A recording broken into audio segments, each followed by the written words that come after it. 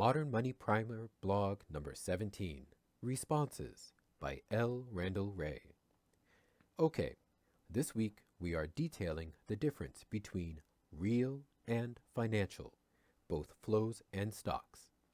Let me provide answers on 7 points and, sorry, postpone for a couple of days an answer to the 8th, which I have not had time to go through. Question 1. What about a reserve currency? What about insufficient real investment, especially to deal with the extra demand of employer of last resort, ELR? Answer. All the real and financial accounting applies to any nation, any currency. No difference, but okay, might be worthwhile to have a blog devoted to the international reserve currency. Will do. On adopting ELR, employer of last resort, and capacity. Look, my belief is that capitalists are not too stupid. If there is demand, they will try to meet it. There can be bottlenecks, but those are temporary. We do not need to prod them to invest. If there are sales prospects, they will add capacity. On ELR, employer of last resort, a topic we have not covered yet. We increase employment and probably demand for consumer goods. By Okun's law, reducing the unemployment rate by 1 percentage point raises output by 3 percentage points, GDP. The ratio could be considerably less for the employer of last resort. Note that conventional estimates of a universal employer of last resort program are that wages and other costs would be about 1% of GDP. So by Okun's law, reducing unemployment by 10 percentage points or so, the extra output generated would be far more than enough, up to 30 percentage points of GDP, although probably less, to satisfy the demand. But we'll do this later. Question 2.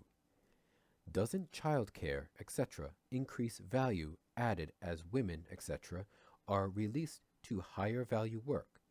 And Austrians argue only real assets, not financial assets, constitute the economy. Answer. Agreed on the first point, but efficiency is vastly overrated. See below. The second, Austrian, point might be okay as a prescription, but certainly not as a description of the real world, a point Dave makes too. This is a monetary production economy, where satisfying consumer demand, providing utils, raising living standards, reproducing labor power, whatever you want to call it, occurs only by coincidence. What matters is monetary profits, all the more important when Wall Street runs the economy. Question 3. Does government need to tax all activity, including production, for own use? Answer. No. We need a broad-based tax that is hard to avoid. Cubic foot of dwelling space, or perhaps cubic inches of cranial space, will do it. Everyone needs shelter and a brain. That will drive money, allowing government to move resources to the public purpose. Question 4. Does MMT apply to communist society? Answer. In theory, socialist society still uses money to motivate production, hence, to move resources to public purpose. So yes, taxes drive money, and money motivates labor. From each according to ability to each according to contribution. In communist society, in theory, you no longer need money to motivate activity. From each according to ability to each according to need. No taxes, no money. Question 5.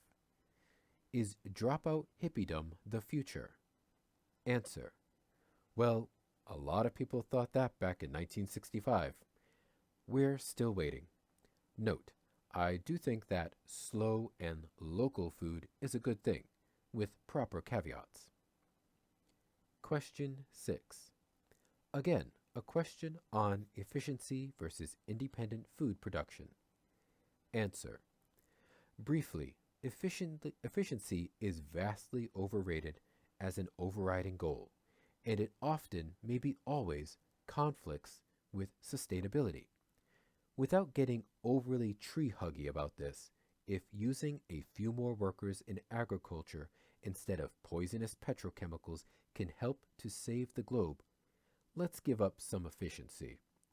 It is not like we've run out of labor. And if we go a bit wonky, the economic definition of efficiency is only well defined in a general equilibrium model with continuous full employment. That ain't our real world.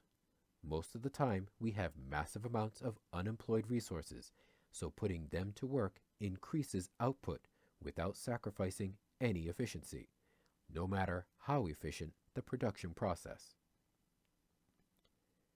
Question 7. Money is the way to shift real production. Money is not real stuff, but moves it. Answer. Mostly agreed. From the perspective of government, government creates a money of account, issues IOUs denominated in it, and imposes a tax to move real resources to the public sector to accomplish the public purpose as it sees it. Unfortunately, in a capitalist economy, the captains of industry that control a huge portion of production do not see it that way. All they really care about is money. Question 8. Accounting example. Answer. Sorry. We'll try to answer soon.